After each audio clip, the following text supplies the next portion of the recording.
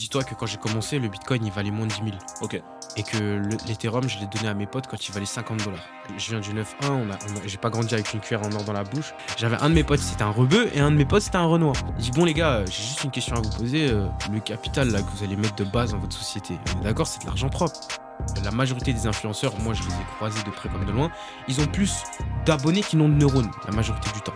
Les gens qui sont radins ne feront jamais d'argent parce qu'ils ne savent pas investir de la bonne façon. C'est bien aujourd'hui, la France qu'on est, cosmopolite, etc., c'est lié à des histoires. Aujourd'hui, c'est la France qu'on est. Le trading, c'est un métier. Ça veut dire que c'est quelque chose qui prend du temps. Quand tu perds 10K, 15K, comment tu dis, vas-y, je vais retaffer encore plus En fait, c'est mon ego. J'ai été le premier à ne pas te soutenir, mais je suis le premier à te respecter. Parce que pour moi, un homme, c'est quelqu'un qui prend une décision et qui va jusqu'au bout. Qui les assume.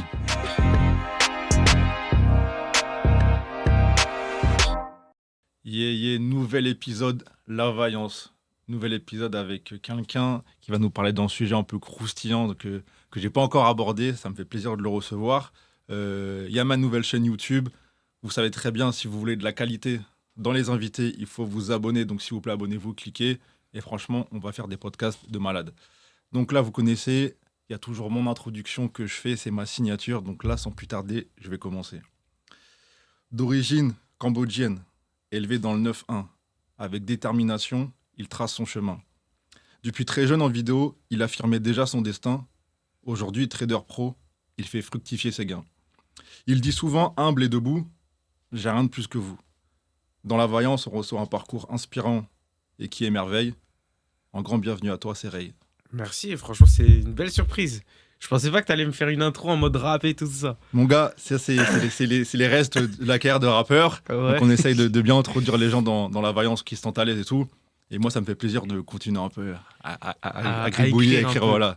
En plus, t'as bien résumé et tout, c'est top. Tu vois, en cas 8 vers. Ouais, 8 vers, c'est carré, c'est propre. Voilà. Donc voilà, c'est l'introduction. Ravi de te recevoir. Merci d'avoir accepté.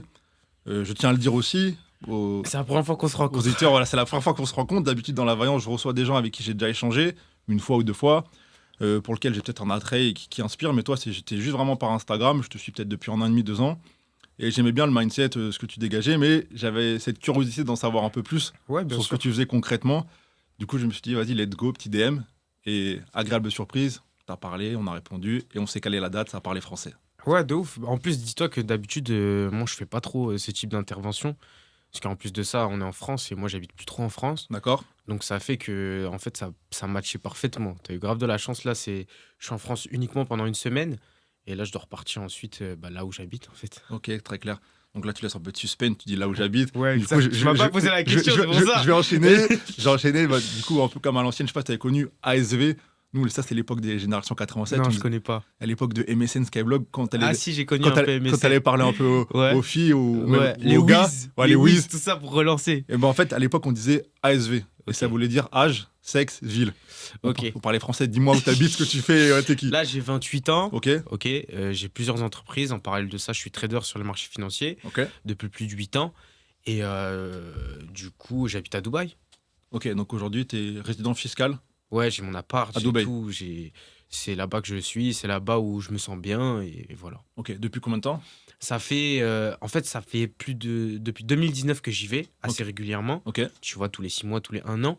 Et j'ai vraiment décidé d'y habiter depuis du coup 1 an.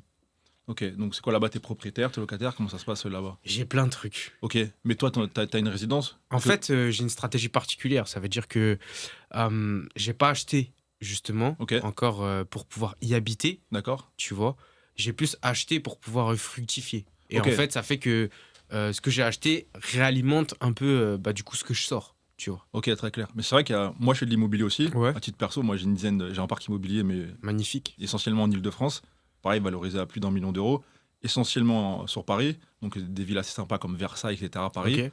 Donc ça marche plutôt bien, mais c'est vrai que du coup, maintenant que j'ai fait un peu la France, il y a aussi ce sentiment de se dire peut-être j'ai envie d'aller voir aussi à l'étranger, qu'est-ce qui se fait, les opportunités, etc. Donc c'est vrai qu'il y a beaucoup de gens il y a le parallèle entre est-ce que j'achète pour être propriétaire ou est-ce que je loue. Et c'est vrai qu'il y a ce côté-là où il y a beaucoup de gens qui vont se dire voyez, je me mets en mode locataire pendant un certain temps, histoire de bien être sûr de ce que je veux viser pour acheter la ville, etc.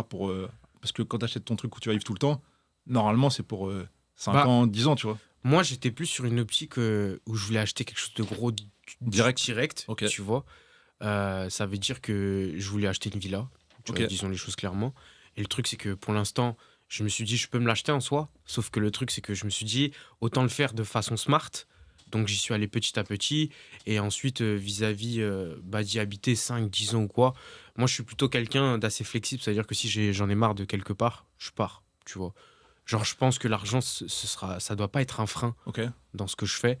Et ensuite, aujourd'hui, Dieu merci, je sais faire de l'argent. J'en ai jamais manqué. Enfin, quand j'étais plus jeune, j'en manquais. Exact. Mais maintenant que, entre guillemets, j'ai les codes, bah, j'ai pas trop de galères là-dessus. Ok, donc maintenant que t'en as, c'est plus pour toi un moyen de faire ce que. En fait, d'être flexible et de faire ce que t'as envie quand tu veux bouger.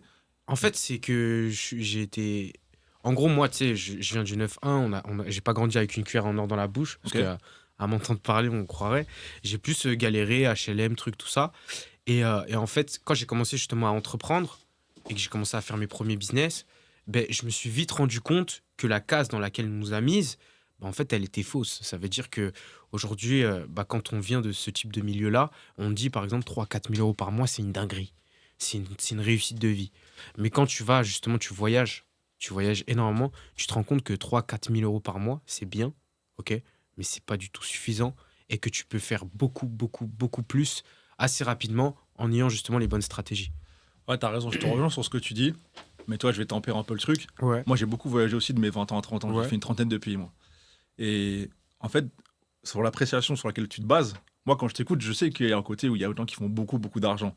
Mais tu vois, le 3 000 à 4 000, quand tu vas dans d'autres pays, ben en fait, Ouais, c'est une dinguerie. ça peut encore rester une dinguerie. C'est une dinguerie. Mais toi, si tu vas avec un œil, entre guillemets, je me mets Moi, je au-dessus parle de la France. voilà, je me mets au-dessus de Tu tout vois. ça et tu un peu de t'ouvrir et de voir où est-ce qu'ils font l'argent dans tel pays. Tu vas dire, tu vas l'avoir l'argent. Mais il y a des gens qui vont du coup, qui vont entre guillemets se faire avoir avec la case dans laquelle on est mis entre guillemets par défaut depuis notre plus jeune âge en disant faut un travail, fais des études, achète une maison, 3 000, 4 000 c'est très bien, c'est un truc de ouf. Mais après le fait de sortir de ça, une fois que tu as pris la maison, une fois que tu as Exactement. les enfants, Maison, crédit, voiture, facture, voiture, c'est pris. sortie, enfant, Ah, c'est une il te dinguerie. reste rien. Moi, je suis dedans aujourd'hui. Mais j'ai eu la lucidité, jeune aussi, de dire, vas-y, il faut que j'investisse tôt. Donc moi, ça a été l'investissement immobilier. Là, j'ai d'autres activités aussi, mais c'est vrai que tout le monde n'a pas cette lucidité très jeune d'avoir ce déclic-là. Toi, tu l'as eu du coup dans le trading. Ouais, Ça en fait, je l'ai eu sur plusieurs choses. La première des choses, c'est que j'ai eu bah, du coup l'ère de la crypto, tu vois, Ok. avec lequel quand même j'ai fait de beaux sous. Quand c'était pas encore l'engouement. En gros, dis-toi que quand j'ai commencé, le Bitcoin, il valait moins de 10 000. Ok. Et que l'Ethereum, je l'ai donné à mes potes quand il valait 50 dollars. Ok. Tu vois. Donc, j'avais déjà justement ça. Et ensuite, ce qui s'est passé, c'est que plus tu fais d'argent, plus tu vas être à des tables où les gens vont parler d'autres types de business. Et tu te rends compte que bah, ce qu'ils font, quand ils te l'expliquent, c'est pas si compliqué. Donc, toi, tu vas tester et tu vas te rendre compte que peut-être tu vas pas faire aussi bien, mais tu vas faire des trucs super équivalents. Et en fait, petit à petit, bah, tu te rends compte que monter un business à succès, c'est quasiment toujours les mêmes ingrédients. Tu vois. Par exemple, je te donne un exemple. Là, je suis en train, avec un pote à moi, de me lancer justement dans l'automobile, Ok. location de voiture, truc, tout ça et tout. Et au début, je connaissais rien du tout. Je me suis associé avec lui. Et aujourd'hui, on est en train de faire quelque chose de bien, tu vois. Et ça fait que bah, c'est pas si compliqué. Tu vois. Ici, en France ou à Dubaï? Ouais, en France. Ok, en France. Donc, tu as toujours aussi cette volonté aussi de garder un pied en France. Non. Non. Non. Mais du coup, le business. Je veux rien. En fait, avec mon pote, je le fais parce que voilà, c'est mon gars et tout. Ok. Et que j'ai envie de tester quelque chose et tout. Mais pour moi, en étant très sincère, j'y crois plus trop à la France. Tu vois. Ouais, moi, je l'avais compris dans ton état d'esprit, ton approche. Mais du coup, le fait de quitter, là, quand tu dis j'ai un associé, du coup, tu vas avoir un sirène français. Bah ouais, je vais avoir une structure, mais c'est Ouais. pas. En fait, j'ai des structures en France. C'est tu vois. histoire de diversifier. Ouais, c'est ça, c'est toujours une histoire de diversifier. Ok. Mais par exemple, je me verrais pas investir et tout ça ici. Ok. Donc, investir dans des sociétés, oui. Investir dans des sociétés, Ok, ouais. ça Parce que c'est marche. beaucoup plus liquide, tu vois, Ouais, que puis moi, tu peux d'investir, revendre. que bloquer des trucs dans des appartes, Ok. tu vois, ou dans des maisons. Même si c'est bien, attention, je suis pas en train de dire. Ah, tout à fait. En France, je pense que tout ce qui. En fait, en France, on te force à bâtir un patrimoine. Ça veut dire que tu peux pas avoir de liquidité, tu vois. Tu peux ni avoir trop d'espèces, ni avoir trop de cash, Clairement. ni avoir trop d'argent sur tes comptes et ainsi de suite. Sinon, bah, tu vas te faire taper C'est sur pas les doigts. normal. C'est pas normal. Exactement. Ici, on te force en fait à réinvestir constamment pour pouvoir te bâtir un gros patrimoine. tu vois. Et moi, c'est pas forcément, on va dire, ma mentalité. Et en plus de ça, l'administratif ici est extrêmement lent, extrêmement compliqué, extrêmement chiant. Et ensuite aussi, bah, c'est un peu la mentalité, tu vois. Aujourd'hui, on veut pas que tu réussisses trop, que tu aies trop d'argent, parce que sinon, c'est pas bien, Ah ouais, je vois. tu vois.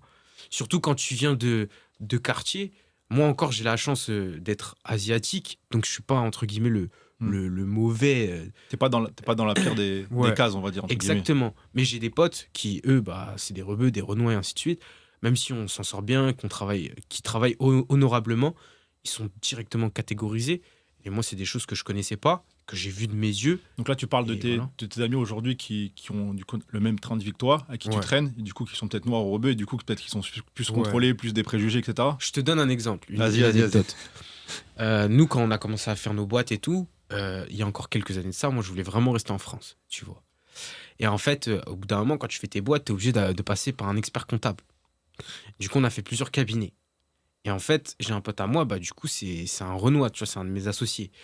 Et on est parti, du coup, dans un cabinet, dans un beau quartier de Paris.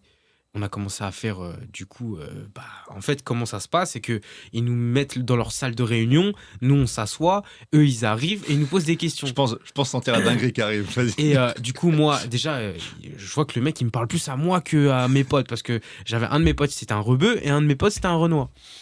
Et ensuite, à un moment, il dit, bon, les gars, j'ai juste une question à vous poser. Le capital là, que vous allez mettre de base dans votre société, on est d'accord, c'est de l'argent propre. Et après, mon pote, il est là, il est choqué, tu vois. Il dit, non, mais sérieusement, c'est pas de la gueudreau. Et genre, moi, je suis là, genre, je dis, mais qu'est-ce qu'il raconte, le pote?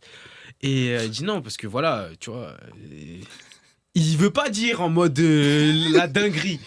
Et c'est que des trucs comme ça qu'on a eu, tu vois, c'est une anecdote parmi tant d'autres. Et c'est là où je me suis dit, mais ils sont fous. Tu vois, moi, j'ai jamais eu ce type de choses. Mais vu que j'étais avec eux constamment, j'avais tout le temps ce type de choses. Par exemple, l'histoire des policiers, ils contrôlent beaucoup plus les Renois. Mais c'est vrai. Ça veut dire que nous, on est là, on est en voiture, truc, tout ça. On n'a même pas des grosses voitures ici. Quand je suis avec lui dans la journée, on se fait contrôler 3-4 fois. Quand je suis tout seul, peut-être en 15 ans, je me suis jamais fait contrôler. Ah, c'est une dinguerie ce que tu dis. Tu vois ce que je veux dire? Donc, moi, c'est des choses que j'ai vécues parce que, du coup, je suis avec ces amis-là. Mais moi, tout seul, ça n'a jamais été le cas. Non, c'est réel ce que tu dis, c'est réel. C'est réel. Moi, j'ai vécu ça dans ma jeunesse, pareil. Ouais. Voiture, c'était une dinguerie. Et de 20 ans à 30 ans, c'était constamment. Et des fois, je me rappelle, mon père, il avait une société de nettoyage. Ouais. Et des fois, sa voiture, elle était en réparation, tu vois, en panne et tout. Donc, du coup, le garage, il donne sa kangou, il dit, hey, on te donne une voiture. Et puis, Ouais. à l'époque, il me donne une 307 touche dite, bien noire et tout. Ah, me dit, vas-y, t'es il KO, me dit, tiens, prends-la, faire une course. Je dis, je vais pas la prendre, papa. Je vais la prendre, c'est sûr, je vais me faire contrôler. Ouais. Je suis enceinte jeune du visier, je me fais contrôler. Et en fait, et à chaque fois, constamment comme ça. Et après, vers 30 ans, je sais pas si c'est quoi, si c'est l'âge, le fait que je sois plus dans les codes du jeune, tressé, peut-être conduite un peu basse, tu vois, je sais pas. Ouais. Mais en fait, ils ont des critères, eux en tête, ils ont un profil type. Et quand c'est pas bon, profil type qui rentre dans leur case, on va contrôler. Ah, c'est sûr. Et toi, je pense que peut-être tes potes à quitter, peut-être c'est pas une grosse voiture, Non. mais peut-être que c'est une voiture peut-être. Bah, Mercedes. Voilà. Mon pote, il est loxé. C'est ça. Tu vois. Bon, déjà, on a deux critères. Ouais. Pour eux, c'est deux critères. C'est Ouais. pour ça. Dans l'entreprise, on a les KPI, là. Les KPI. Les KPI, pour eux, ils ont leur KPI de contrôle. Donc, ouais, c'est tous ces différentes expériences qui ont fait que je me suis dit, bon, à quoi bon monter des trucs si on nous met des bâtons dans les roues Ok. et ensuite tu voyages. Et quand tu voyages dans d'autres pays, trucs, tout ça, tu t'ouvres l'esprit et tu te dis, Mais c'est ça que c'est important de dire, tu sais, par rapport au niveau où tu te places, c'est que le fait, en fait, tu voyages dans d'autres pays, mais que tu te places avec des gens qui sont en tout cas, dans des classes supérieures, qui ont beaucoup d'argent, qui brassent, c'est là que tu vas avoir cette division-là. Mais si tu vas juste, entre guillemets, avec ton 3-4 000, tu vas à l'étranger en mode touriste, tu vas pas faire gaffe à ça. Toi, tu avais aussi ce truc-là de dire, je vais m'ouvrir et je vais aussi voir, financièrement parlant, qu'est-ce qui se fait. même quand je gagnais moins de 1000 euros par mois, Ouais. je m'étais déjà ouvert parce que, en fait, ce qui m'a ouvert, c'est quand j'ai travaillé chez Apple. Ok. J'ai travaillé chez Apple, au début, Carrousel du Louvre, et ensuite sur les Champs-Élysées. Et en fait, le truc, c'est qu'entre un iPhone, un iPad ou un chargeur vendu, bah, quand tu travailles là-bas en tant que vendeur, tu poses toujours des questions au mec. Et quand le mec il sortait des black cards ou qu'il avait une Rolex ou que ça se voyait qu'il avait de l'oseille, tu vois, Ok. je lui posais des questions. Je lui disais, ouais, mais comment vous avez fait pour pouvoir réussir, truc, tout ça. Et en fait, tu sais, c'est des lieux extrêmement touristiques. Donc, je peux avoir un homme d'affaires du Moyen-Orient, comme je peux avoir quelqu'un qui a réussi justement, je sais pas, d'Angleterre ou que sais-je. Et en fait, je me rendais compte qu'ils me disaient toujours la même chose. Et je me suis dit, ces mecs-là, ils ont rien de plus que moi. 2 pieds, 2 mains, une Ah ouais. tête. Ils parlent une autre langue, mais ils disent tous la même chose. Ils me disaient toujours, monte ta boîte, monte ta boîte, monte ta boîte. Au bout d'un moment, genre, je leur dis, du coup, tu vois, tu me Ah dis ouais. 1 fois, 2 fois, 3 fois, bah vas-y, je vais essayer, tu vois. Ok, donc ça, tu dirais que ça a été pour toi peut-être un élément déclencheur, en plus Ouais, déjà de surtout. ta mentale que tu avais déjà. Exactement. Ok, et il y a aussi un truc que j'ai trouvé lourd chez toi, c'est en tout cas récemment, tu publies beaucoup de vidéos à l'ancienne de toi. Ouais. Mais moi, j'ai tout gardé, moi. Et ce qui est lourd, parce que ça, tout le monde. Déjà, bon, on se filmait beaucoup quand on était jeunes, tu vois, mais tout le monde le faisait pas, parce qu'il n'y avait pas trop YouTube et tout. Ouais. Toi, tu l'as fait, je sais pas par quel miracle ou quoi, et en fait, tu disais des trucs de ouf qui sont arrivés 5, 10 ans après. Et le fait Ouais, c'est d'avoir ça. gardé ça, aujourd'hui, ça donne comment dire, comme une preuve, entre guillemets, j'avais la dalle, j'étais déter, et aujourd'hui, regardez, je l'ai fait. Bah, parce que je savais que, sans prétention aucune, c'est que, en fait, j'avais un dicton quand j'étais plus jeune, c'était réussir ou mourir. Ok. Ça veut dire quoi? Ça veut dire que la vie qu'on me promettait, pour moi, c'était déjà une arnaque. Ça veut dire que je fais une fac, j'étais dans une des plus grosses facs de France, dans un master prestigieux et tout. Mais pour te donner une anecdote, c'est que le jour où je me suis inscrit à la fac, la secrétaire, elle m'a dit, mais qu'est-ce qu'il fait là, lui? Et t'as sa collègue qui lui répond, ouais, mais c'est les quotas. C'est genre, on doit prendre des gens de ZEP, tu vois? Exact. Et tu vois ce que je veux dire ou Alors, pas? zone d'éducation prioritaire pour ceux qui connaissent pas. Exactement. Donc déjà, de base, moi, j'arrive dans une mentale où, entre guillemets, je suis arrivé par chance sur Paris. Et ensuite, quand je fais mes études, je me rends compte que les gens qui viennent du 16 ou du 15 ou que sais-je, ils ont eu des lycées qui ont une éducation beaucoup plus profonde que la nôtre, qui sont beaucoup plus durs. Nous, on doit prendre des cours particuliers, sauf qu'un cours particulier, c'est entre 50 et 100 euros de l'heure. Ouais. Moi, j'ai pas l'étal de faire ça. Mes parents non plus, ils les ont pas. Donc, j'ai compris que si moi, je suivais leur code, j'allais pas m'en sortir dans la vie, tu vois. Donc, fallait trouver d'autres types de codes. Et en fait, quand tu étudies, on est dans une ère où tu as Internet, là, il y a l'intelligence artificielle. En fait, nous, quand on vient d'en bas, ce qu'on a de mieux, c'est la dalle et la Exactement. débrouille. Exactement. Tu vois ce que je veux dire? Et juste avec ces deux choses-là, tu peux faire des trucs de fou. À la fois dans le sale, mais à la fois dans le bien. Exactement. Et nous, en fait, on a tellement été habitués à rien avoir et à partager le rien que quand tu as un truc un peu, tu te dis c'est une dinguerie. Ah, Tu vois de ce que ouf. je veux dire? Et vu qu'on n'avait rien à perdre, ça veut dire qu'on avait tout à gagner. Donc c'est pour ça que je me suis dit, vas-y, ce qu'on me dit là, j'en veux pas. Donc je vais tout faire pour pouvoir m'inventer une vie dans ma tête que je vais réussir et peut-être que ça marchera.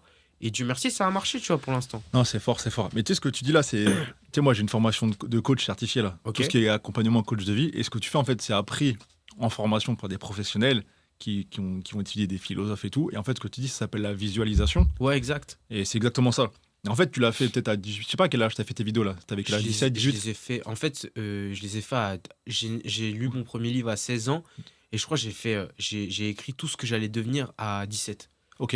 Et ben, Tu vois. t'as fait l'exercice. Et en vrai, ça t'a aussi aidé. En Bien plus sûr. du déclic des Champs-Élysées à côtoyer les mecs de Londres qui font dans la crypto, qui disent monte ta boîte, d'avoir la mentale dev perso et de dire aussi peut-être que je veux plus pour moi déjà et pour ma famille pour sortir de. Ouais, de ouf, de tu vois. ouf.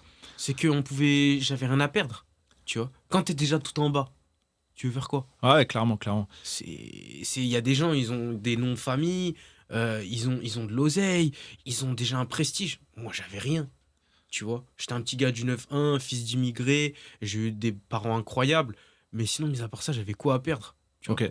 C'est bien que tu précises ça, parce que du coup, tes parents, du coup, ils ont immigré en France. Ouais. Toi, t'es quoi? T'es cambodgien. Je suis cambodgien, ouais. Du coup, comme je pense beaucoup de Cambodgiens, c'est quoi? C'est la guerre. C'est la guerre, Vietnam, C'est Vietnam, Khmer Cambodge. Rouge. Ouais, les Khmers rouges, du coup, qui ont été chassés. Exactement. Et du coup, il y a beaucoup de gens qui ont fui. Qui ont dû être exportés, enfin, Et en France. déportés ici.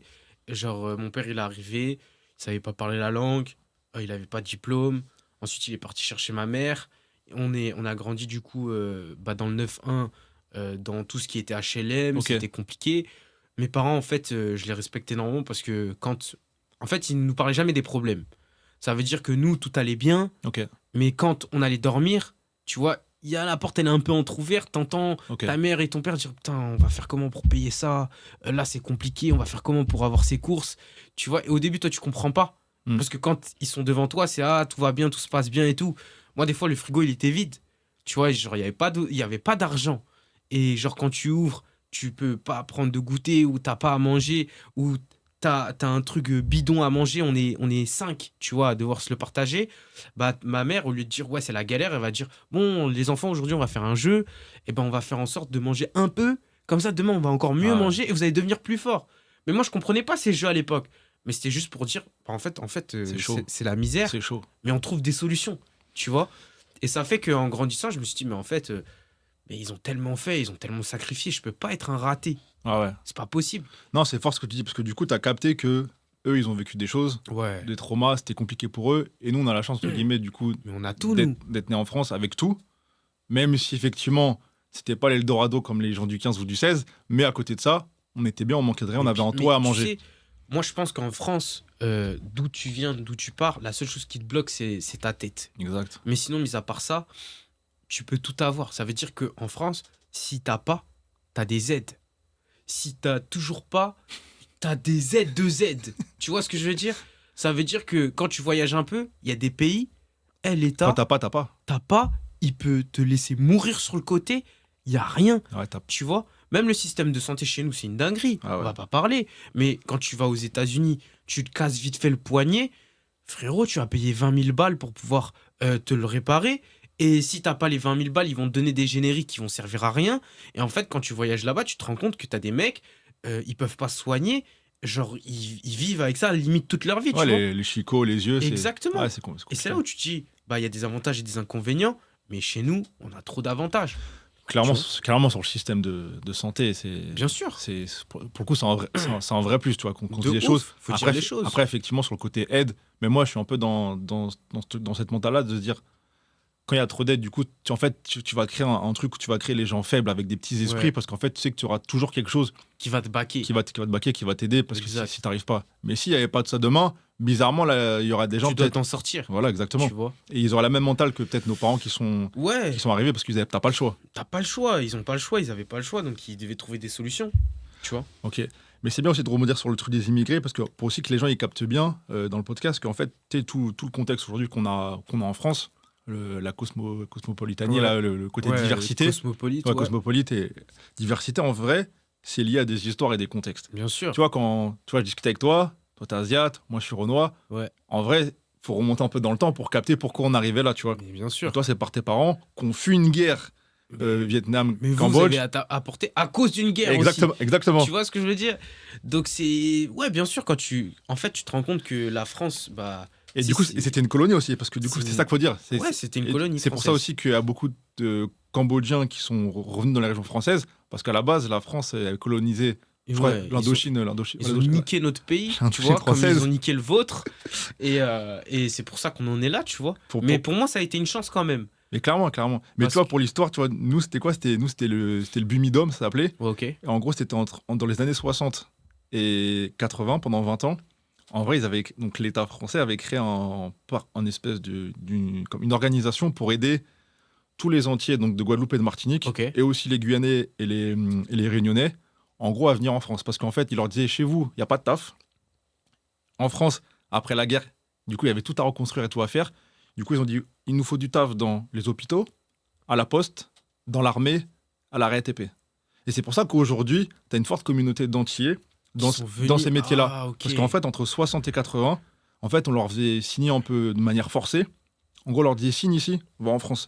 Et en fait, ils leur payaient billets d'avion, formation, et on te disait, tu as un travail à la clé. Et ça pendant 20 ans. Et tu vois, Ok, et je tu savais vois même ça pas. s'arrivait entre 60 et 80. Et tu vois, vous, les Cambodgiens, toi, la guerre, c'était dans les années 70, comme ça. Ouais, exact. Donc en vrai, dans les 70, il y a tout le monde qui venait. Tu vois, Bah oui, t'avais les bah oui. Portugais, t'avais les Antillais, t'avais les Ils sont allés Cambodgiens. prendre de tout le monde. C'est exactement. Tu vois. Pour reconstruire, en fait, et ça, c'est important de le dire, pour que les gens ils captent bien aujourd'hui la France qu'on est, cosmopolite, etc. C'est lié à des histoires. Et aujourd'hui, c'est Ouf. la France qu'on est. Donc les Cisra qui regardent, Eux, à ils la ont base, aucun sens. c'était une France blanche, mais aujourd'hui, c'est cosmopolite. C'est parce qu'il y a des histoires. Et aujourd'hui, Bien sûr. on a la dalle. Nous aussi, on veut, entre guillemets, tu vois, pas venger, mais entre guillemets, mettre bien nos parents, Ouais, bien sûr. parce qu'ils ont souffert, tu vois. On n'a pas le choix de toute façon. En fait, moi, une des choses qui m'a fait en sorte que je me débloque, c'est de comprendre que, bah, en tant qu'immigré, je vais devoir faire 4 fois plus pour avoir 2 fois moins. Réel. Et c'est ça, c'était une injustice. Quand je l'ai eu à la fac, je l'ai compris à partir de la fac, c'est quelque chose que je trouvais super injuste parce que je me rendais compte que je devais travailler beaucoup plus, je devais beaucoup plus prouver que certaines personnes dont je vais pas dire justement les choses, parce que le but, c'est pas de catégoriser, tu vois, parce qu'on n'est pas là-dedans, parce que sinon on serait comme eux en Ouais, tout à soi. fait. Mais à partir du moment où j'ai compris que je devais faire 4 fois plus pour avoir 2 fois moins, j'ai travaillé 8 fois plus pour avoir autant qu'eux et 16 fois plus pour pouvoir avoir plus qu'eux, tu vois, tout simplement. Non, mais la mentale, elle est bonne. Franchement, je suis content de te recevoir parce que ça fait plaisir. Tu vois, ça ouvre. En fait, tu es même encore en cran au-dessus de d'autres personnes qu'on a en invité. Et le fait, tu as le côté un peu ouverture d'esprit de temps par les pays, par la mentale, Ouais, par bien les sûr. livres très jeunes, etc. Donc, c'est cool. Et du coup, c'est pour essayer un peu de parler de ton activité aujourd'hui. Donc, effectivement, tu es dans le trading. Ouais. Toi, aujourd'hui, concrètement, tu vois, comment ça se matérialise comment tu accompagnes les gens et du moins, à titre perso, toi, En quel est fait, ton patrimoine et qu'est-ce que tu fais comme activité pro? en termes de patrimoine, en soi, j'ai un patrimoine qui dépasse un peu les gens de mon âge. Ça Ok. veut dire que, pour te donner un ordre d'idée, 10K par mois, c'est un mauvais mois. C'est un très très mauvais mois pour moi. Ok. On est sur d'autres types de tranches de revenus. Parce que voilà, j'ai plein d'activités, j'ai la chance d'avoir des associés aussi incroyables. Ensuite, le trading, c'est un domaine extrêmement controversé. On va pas se mentir. Mhm. La majorité des gens aujourd'hui, quand je leur dis je fais du trading, ils pensent que je suis un scammer. Tu tu vois. peux expliquer juste très vite fait pour comprendre en fait qu'est-ce que le trading? Le trading, c'est quoi? C'est en gros, c'est de la spéculation. Ça veut dire que par exemple, on a l'actif, le XOUSD, c'est-à-dire le gold, l'or. Il va monter, il va descendre. Et en fonction justement de ça, toi, quand tu dis qu'il monte et qu'il monte réellement, tu gagnes de l'argent. Quand tu dis qu'il il descend réellement, tu gagnes de l'argent. Par contre, si tu es dans le mauvais sens du terme, tu perds de l'argent. Et je te donne un exemple. Par exemple, si le gold, il a, là, à l'heure actuelle où je te parle, il a 3748. D'accord. Ok. Ça veut dire que si tu compares une once d'or avec le dollar, ça vaut 3748, là où je te parle. Et en fait, si je dis par exemple que le gold, il va monter à 3800 et que j'ai pris la position maintenant tout de suite et que le gold monte réellement à 3800, on va dire il monte de 50 points. Si je dis que 1 point est égal à 10 euros, s'il est monté de 50 points, je vais faire 50 fois 10, donc ça va me donner du coup mon gain. Et si par contre je dis qu'il monte de 50, qu'il doit monter et qu'il descend de 50 points, c'est le même principe à l'inverse. Je sais pas si tu as compris Ouais, un j'ai peu. compris. Et du coup, comment ça s'appelle? En gros, l'action, c'est je fais un trade, c'est ça? Ouais, c'est ça. Tu Et poses une. En fait, c'est comme si j'achète une bouteille d'eau Ok. et que je la vends, tu vois, genre à 3 euros. Je l'achète 1 euro, je la vends dans 2 semaines à 3 euros, donc j'ai fait 2 euros de bénéfice. Ok. Tu vois. Sauf qu'au lieu de faire ça, du coup, sur des bouteilles d'eau, je vais faire ça essentiellement, moi, que sur l'or. Que sur l'or. Et il y a aussi d'autres Exactement. matières, d'autres matières premières. Moi, je trade que sur l'or. Il y a quoi d'autre qu'on peut Ah, trader? on peut trader sur tout. On peut trader. Moi, c'était plus sur les paires de devises. Ok. Tu vois, la conversion entre l'euro et le dollar, D'accord. entre le yen japonais et le livre sterling. Ok. Mais en fait, je me suis réellement spécialisé que sur l'or. Ok. Tu vois. Et tes trades, c'est quoi? C'est tous les matins ou c'est toute la journée? C'est toute la journée, du lundi au vendredi. Ok, c'est Et- fermé après le week-end? Ouais, Ok. exact. Et comment ça se passe? C'est en pilotage automatique ou c'est... Non, c'est toi qui... Là, par exemple, on est sur la session de marché de New York. Ok. Tu vois, normalement, je serais en train de trader. Mais en gros, je trade du lundi au vendredi. Et en fait, tu as 3 types de sessions. Tu as la session de Londres, qui est le matin de 6h jusqu'à 13h. Tu vois, celle-là, je ne vais pas la trader. Moi, je suis beaucoup plus sur New York, qui est de 14h jusqu'à 18h environ. Et ensuite, tu as la session asiatique, très tard la nuit. Moi, je suis que sur la session de New York. Et en fait, je trade tous les jours. C'est-à-dire qu'il y a plusieurs styles de trading. Tu as le swing, où tu laisses tourner tes positions sur le long terme. Ok. Tu as l'intraday, où tu vas ouvrir des positions sur plusieurs heures. Et ensuite, tu as le scalping, où tu vas ouvrir des petites positions sur plusieurs minutes, plusieurs secondes. Ah, c'est hyper intéressant. Ça donne envie d'en savoir plus. Franchement, C'est compliqué. Ouais, c'est compliqué, mais il y a beaucoup de parallèles avec du coup les marchés financiers, plus entre guillemets actions, CAC 40 et Bien sûr, marché c'est le américain. même principe. Ah ouais, c'est... C'est le même principe. Moi, je suis de finance de base, mais c'est vrai que Ok. le côté trading, moi, je le connaissais un peu de loin, tu vois. Ouais. Et là où tu disais c'était un peu border avec l'histoire, vous êtes des scammers. Ouais. C'est vrai qu'après, il y avait le copy trading. Et ce qui était un peu décrié, en tout cas, moi, ce que je voyais quand je voyais les reportages des influx, entre guillemets, et influx voleurs, je sais pas quoi là, où ils disaient que eux, effectivement, tu te calais sur eux, mais qu'en vrai, ces gens-là n'avaient pas forcément de compétences et de connaissances particulières sur ce qu'ils tradaient. fait, Et des fois, il y en a aussi qui tradaient de tout et n'importe quoi. En fait, c'est toujours, tu sais, dans chaque chose, il y a toujours une dérive. Tu vois, ça veut dire que c'est pas quelque chose de mauvais Mm. de base. C'est comme par exemple l'argent. L'argent, c'est neutre. Soit tu l'utilises pour faire du mal, soit tu l'utilises pour faire du bien. Réel. Mais tu vas pas dire l'argent c'est mauvais, tu vois. Ce qui est mauvais, c'est l'utilisation de la chose. Et le truc, c'est que moi, dans mon domaine, ce qui s'est passé, c'est que au départ, personne ne connaissait. Moi, j'ai commencé au moment où personne ne connaissait. Il n'y avait pas d'histoire d'influx voleur, influx menteur et tout. J'ai commencé en 2017, Ok. tu vois. Et donc, ensuite, ce qui s'est passé, c'est que les gens ont commencé à comprendre qu'il y avait une hype qui était en train d'être faite. Et du coup, à partir du moment où il y a eu une hype, il y a eu des systèmes qui ont été faits. Là, le principe, par exemple, du copy trading, comment ça marche, c'est qu'en gros, tu as un broker. Un broker, c'est quoi? C'est là où, du coup, tu dois déposer ton argent pour pouvoir être capable de prendre tes positions. Parce que toi, en tant que particulier, tu peux pas le faire. Tu dois Tu vois, il passer te faut par un des broker licences et ainsi de Ok. suite. C'est comme demain, tu veux faire du pari sportif, tu dois passer par Winamax ou qui ont BetClick. les licences. Exactement. Et le truc, c'est que le broker, lui, en fonction des clients que tu lui apportes, il te donne une commission. Tu vois? Et le truc, c'est que soit tu dis la vérité pour pouvoir, du coup, donner ton lien Ouais, j'ai et capté. faire en sorte que les gens arrivent, soit bah, tu vas vendre la vie d'Aloca, tu vas mentir, tu vas dire, ouais, t'inquiète, si tu viens chez moi, tu vas faire, là, t'as mis 500, tu vas faire 10 000 balles. Et bah, c'est beaucoup plus facile de mentir que de dire la vérité. En fait, c'est pour attirer les gens sur le broker. Exactement. Sauf que, bah, du coup, les influenceurs, eux, la majorité des influenceurs, moi, je les ai croisés de près comme de loin, ils ont plus d'abonnés qu'ils n'ont de neurones, la majorité du temps. Tu vois? Donc, ça fait que, vu que c'est des P4 avec de la visibilité la majorité du temps, bah, ils font pas d'argent. Tu vois, au début, ils faisaient des placements de produits, Magali Berda, des scams, des Hormis trucs. sur les commissions. Non, mais en fait, là, je te parle de l'histoire de comment, Ok. comment en fait, ça a pété le trading. Ok. Ce qui s'est passé, c'est que au début, les influx ils faisaient de l'oseille. Ils vendaient des produits de merde sur du dropshipping, truc, tout ça. Et au bout d'un moment, les gens, ils ont cramé. Donc, leurs revenus, ils ont drastiquement chuté. Du coup, il y a eu les gens de mon domaine. Ils se sont dit, bon, bah frérot, regarde, t'as une communauté de 500 000 personnes. Au pire, ce que tu fais, c'est que moi, je te donne des lambeaux, je te donne des trucs, ci, ça, et ainsi de suite. Tu fais genre que t'as pété le million. Et ce que tu fais, c'est que tu dis que c'est grâce au trading et que tu rediriges les gens sur ton lien. Et maintenant, ensuite, ce qui va se passer, c'est que moi, je te donne ton argent et moi, je garde le reste. Tu vois? Et du coup, vu qu'il y a eu un influx qui a fait de l'oseille, et ben ils se sont tous passé le mot. Ok. Ils ont tous commencé à le faire de la mauvaise façon, parce qu'ils connaissent rien la majorité du temps. Et du coup, ça a sali le domaine. Mais en vrai de vrai, il y a réellement de l'argent à se faire dans ce domaine. Ok. Sauf que c'est pas en une semaine. C'est pas en un mois. Le trading, c'est un métier. Ça veut dire que c'est quelque chose qui prend du temps. Moi, quelqu'un qui, par exemple, demande un accompagnement Bah, avec moi, ça, je viens de voir. je vais lui dire, écoute, c'est entre 1 et 3 ans minimum. Et la première année, tu vas comprendre comment ça marche et tu vas faire un peu de bénéfice, voire rentabiliser peut-être ce que tu as payé. La deuxième année, tu vas faire des compléments de revenus. C'est-à-dire que, imagine, tu fais ton 2000 euros en tant que salarié, peut-être tu vas faire ton 500 ou 1000 euros en plus par mois. Et ensuite, sur la troisième, quatrième, cinquième année, c'est là où, si tu as fait les choses de la bonne façon, tu vas pouvoir sortir quelque chose d'intéressant. Mais c'est pas genre en mode t'arrives, t'inquiète, tu copies, et ensuite tu vas devenir multimillionnaire, t'auras la Lambo, tu vois. Non, mais c'est bien de le préciser, de mettre tout le cheminement en place Ouais, pour parce que bien moi capter. j'étais de l'intérieur, c'est-à-dire je peux en parler. Ouais, ouais.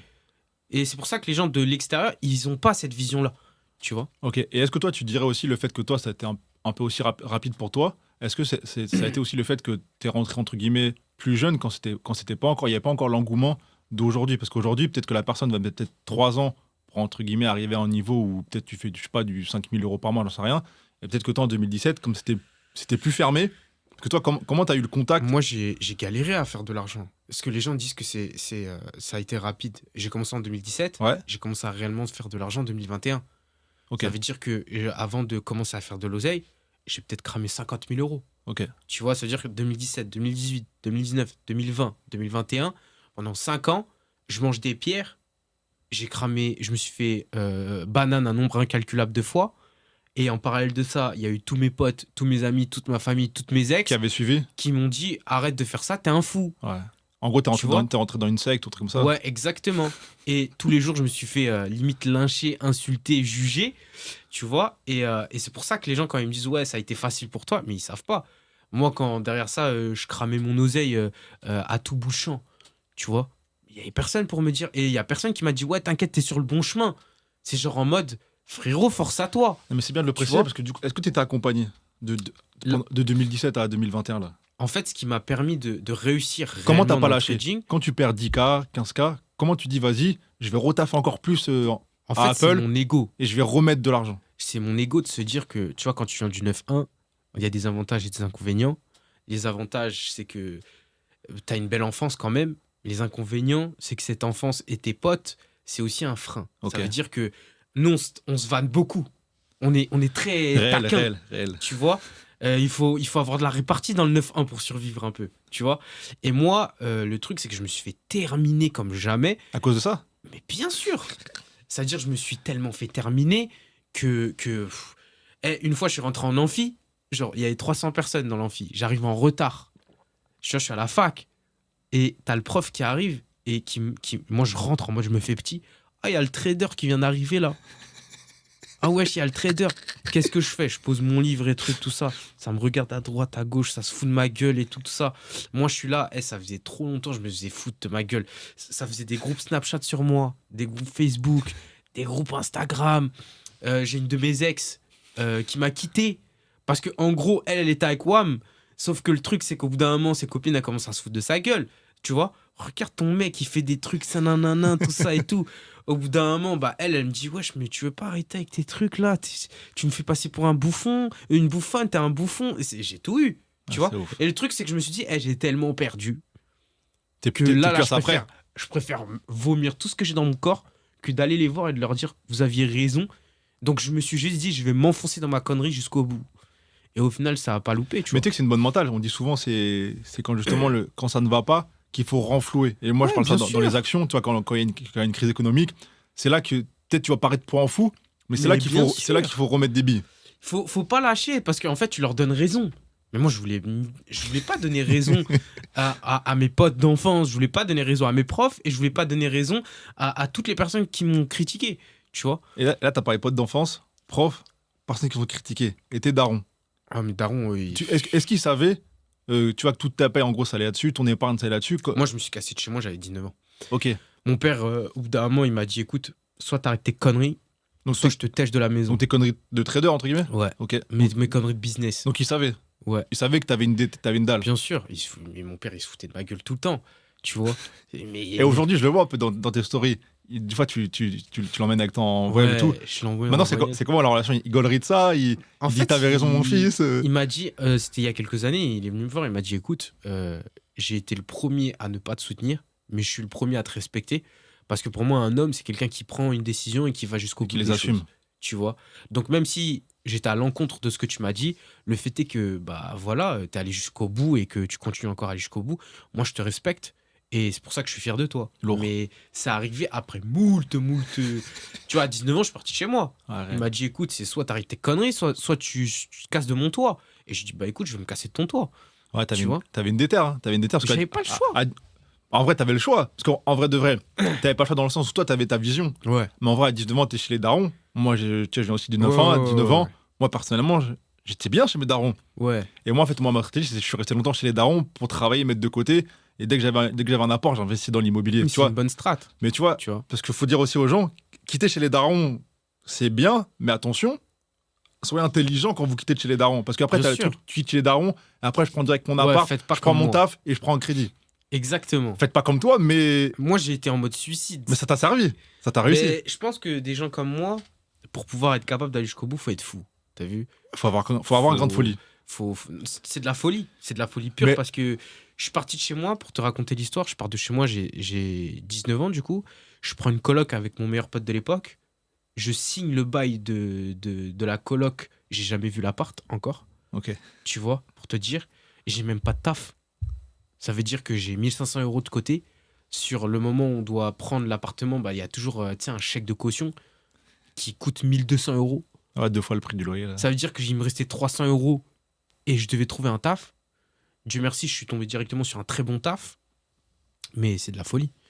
Mais en tout cas, ceux qui réussissent ont ce grain de folie-là. Ouais, je pense que tu peux pas réussir. Aujourd'hui, quand tu le vois dans tous les domaines, hein, sportif, entrepreneuriat, ce que tu veux, les gens, ceux qui arrivent en haut ont un peu ce grain d'audace, de culot. C'est un multi-millionnaire qui me disait, tu sais, Sereil, pour réussir, il faut être fou.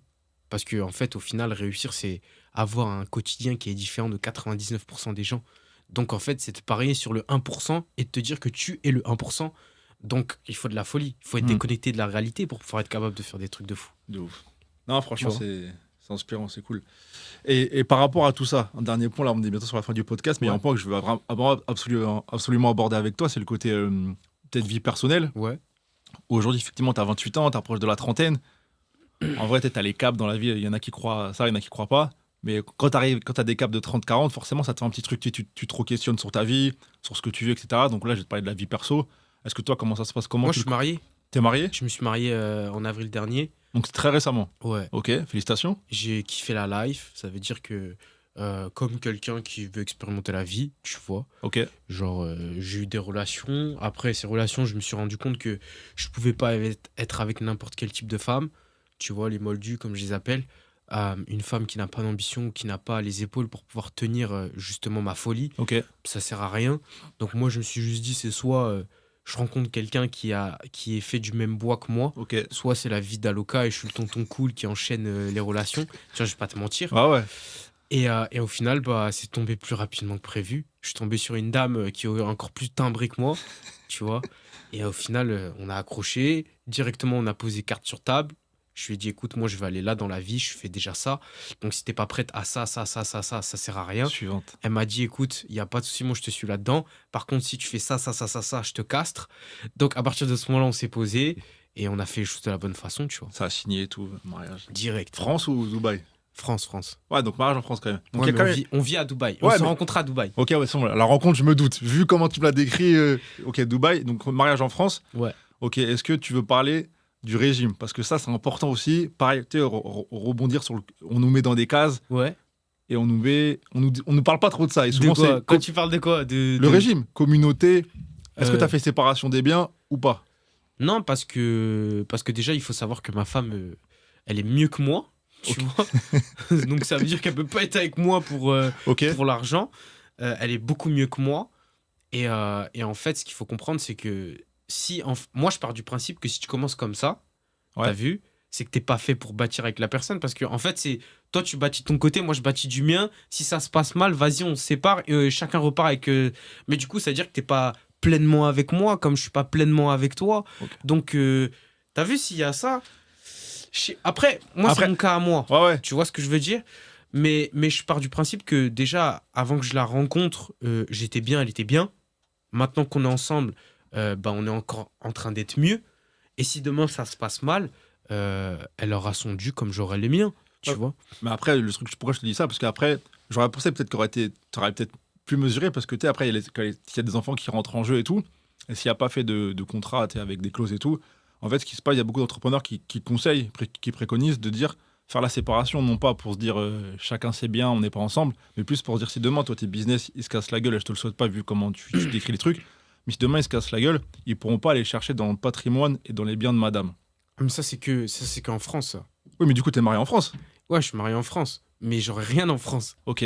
T'as vu? Ça marche, donc ok, mariage Moi, Ouais, en donc- France, je veux être vu comme un clochard. Ok, ça Tu marche. vois? Je te dis les choses clairement. Genre, je veux être vu comme un clando. Ok, donc toutes les activités, ok, je comprends, ça Ouais. marche. Mais tu vois, c'est bien pour mettre le bémol là-dessus, et c'est pour ça qu'il y a plein qui conseillent ça, dès lors qu'il y en a un des deux qui est entrepreneur ou qui a des business, qui est marié en France, Ouais. du coup, souvent, c'est conseillé par les experts comptables et les fiscalistes de se marier en régime de séparation des biens, pour Ok. pas après qu'on aille chercher dans la maison, dans la voiture de madame. Ok, j'ai vois. capté. J'ai capté. Donc, Oui, bah, c'est pour cette raison- protéger. Ouais, pour la protéger avec grand plaisir. Et de toute façon, même si demain, quand on va avoir des enfants avec elle, pour moi, je pars du principe que si c'est la mère de mes enfants, tu vois, je lui devrais toujours tout. Ok. Tu vois. Ça veut dire que moi, j'ai été éduqué d'une certaine façon. Après, c'est la mentalité de chacun, mais j'ai pas été éduqué dans du 50-50. Tu vois. Ok. Et moi, c'est mon père qui a toujours fait le nécessaire pour assumer le foyer. C'est ma mère qui faisait le taf qu'elle devait faire. Et en fait, chacun son rôle, tu vois. Et moi, avec ma femme, c'est un peu la mentalité. C'est pas à raillerer en mode tu Ouais, restes ouais. à la maison, tu fais rien et moi, je fais tout. Ouais, mi-tradi, mi-moderne. Ouais, c'est ça. C'est... Mais bon, ta femme a l'air quand même d'avoir une certaine détermination. Elle est marocaine, frérot. Elle a du tempérament, tu vois. Donc, non, franchement, elle est super déterre. Ah, mais lourd. Elle me pousse de ouf. Tu vois, quand je l'ai en fait, ça fait 1 an qu'on s'est marié. Officiellement. Ouais, en fait, on s'est marié en avril, mais ça fait 1 an qu'on est ensemble, tu vois. Et depuis que je l'ai rencontré, mes revenus, ils ont triplé, tu vois. Donc, Ok. c'est pour te dire que elle m'a donné des codes, elle m'a donné une façon de faire, elle m'a donné une discipline aussi, elle m'a donné un cadre, Ah, lourd. elle me pousse, mais comme jamais personne m'a poussé. Donc je la remercierai jamais assez, tu vois. Lourd. Bah, longue vie à vous, hein, longue Merci. vie aussi à l'équilibre vie pro-perso, parce qu'il est dur à trouver. Après, je pense Je l'ai que. jamais trouvé encore. Mais, tu vois. mais ça se trouve, tu le trouveras jamais, parce que dans le domaine dans lequel t'es, toi, dans le mindset que t'es toujours à droite, à gauche. Ouais. Et pareil, dans le coaching, il y a un truc qui s'appelle les 5 domaines de vie. Donc, t'as le côté financier, Ouais. t'as le côté couple, social et tout. Et c'est vrai que souvent, on te dit, bah, sur 100%, combien t'estimes que le couple, c'est dans ta vie, le business, etc. Et souvent, dans les entrepreneurs, en vrai, c'est le côté pro qui prend le plus de place. Bien sûr. Et après, t'as un petit peu de hobby, un peu de voyage, mais en vrai, c'est le côté pro. Moi, parce j'ai que- même pas de hobby, je te jure. Et j'ai plus d'hobby, j'ai plus d'amis. Enfin, j'en ai quelques-uns, genre, je mens pas. Mais Très, très fermé, quoi. Cercle très fermé. en fait, c'est mes potes, mais avec lesquels je bosse. Tu vois, c'est-à-dire qu'on est entre nous. Ok. Moi, je connais pas les soirées FIFA, et trucs, tout ça, tu vois. Si ça se fait, c'est avec eux, de toute façon. Ouais, c'est ça, Parce exact. qu'en fait, c'est ceux avec qui tu traînes au Et quotidien. c'est rare. Ok. C'est rare. Nous, on est vraiment en mode charbon. Sinon, on fait des sorties. Là, hier, je suis parti voir Conjuring.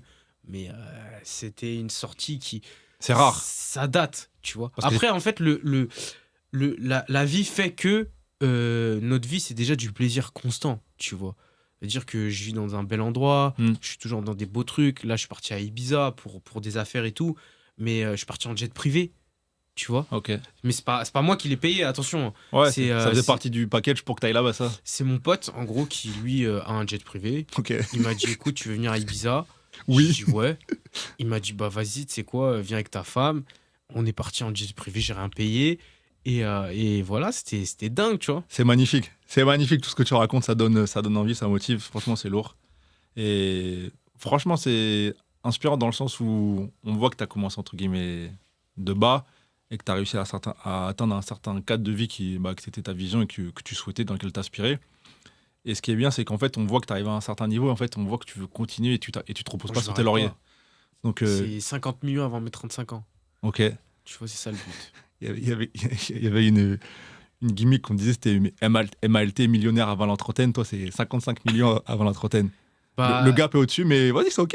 je me suis toujours fixé 50 millions avant 35, Ok. tu vois. Le million, pour moi, c'est basique. Des miettes. Tu vois. Non, je pense pas que c'est des miettes, parce que c'est un accomplissement quand même. Tu sais, parce que aujourd'hui, je peux te parler de ça, mais parce que moi, je suis déconnecté de l'argent, non pas parce que genre j'en prends pas soin ou que je dis que c'est nul et tout. C'est que je pars du principe que, en fait, l'argent, tu dois l'avoir dans la main et pas dans le cœur. Et quand tu l'as dans le cœur, c'est là où ça t'empêche d'en avoir.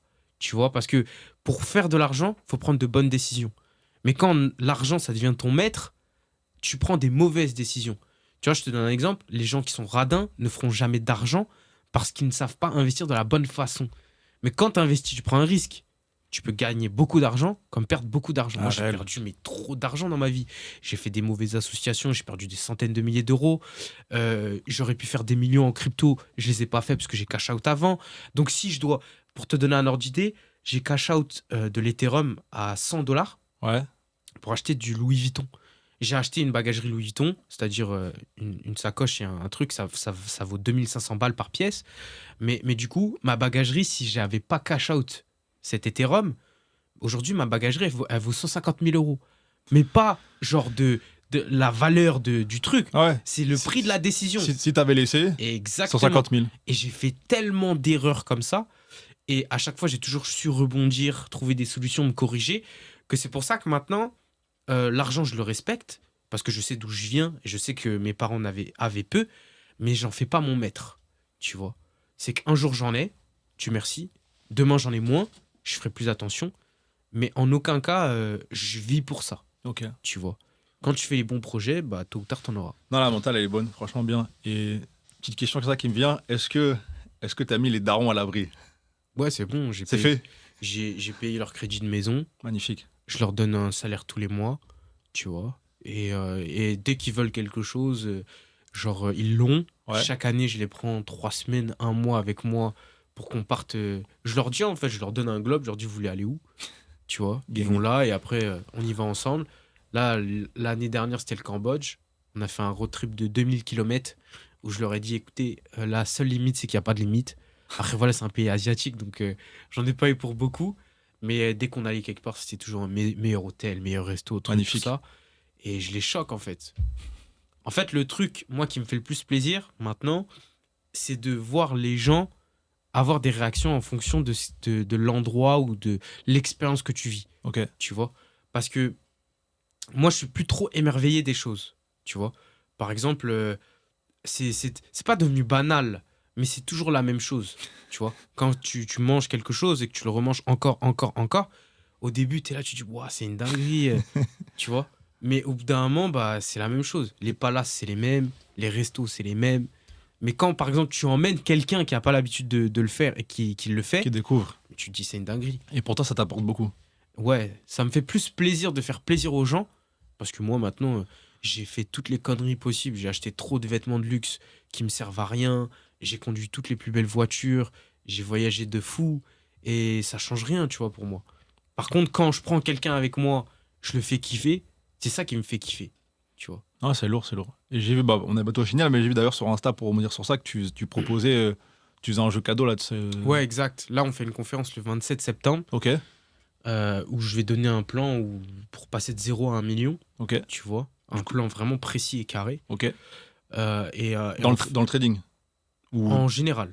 En Même dans le général, business. mais plus dans l'aspect du trading, ouais. Ok, Tu vois, parce que pour moi, c'est un game plan. En fait, il faut juste une méthode. Ok. C'est comme dans l'immobilier. pareil. Si je te demande, ouais, comment passer de 0 à 500 000 euros de patrimoine, tu sais le faire. Marchand de biens. Tu vois, exactement.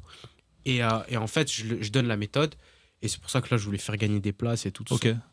Donc toujours dans ce but de transmettre et d'apporter. Ben, De moi, faire en tant que plaisir. trader, je sers à rien dans la société. Je vais pas te mentir, je sers à rien. Je suis assis, je vais dire, ouais, ça monte, ça descend. Je prends mon oseille, mais à la fin de la journée, j'ai servi à rien. Par contre, si je donne ces connaissances à quelqu'un et que lui change sa vie, j'ai servi à quelque chose. Lourd.